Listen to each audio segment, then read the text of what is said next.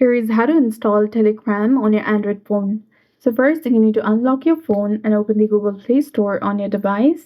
Click on the search bar in the bottom or the top right corner of the screen. And here search for Telegram application.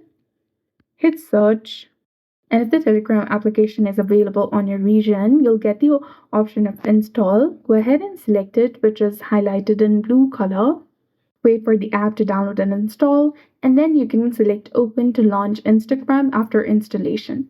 Then you can tap on start messaging, then select your country and enter your phone number as well. You also need to enter the verification code that Telegram sends to your phone, and you also need to grant permissions for contacts or notifications as you prefer.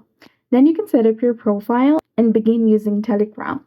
So that's it. I hope you found this video helpful. If you did, please like, share, and subscribe. Thanks for watching. We'll see you again in the next one.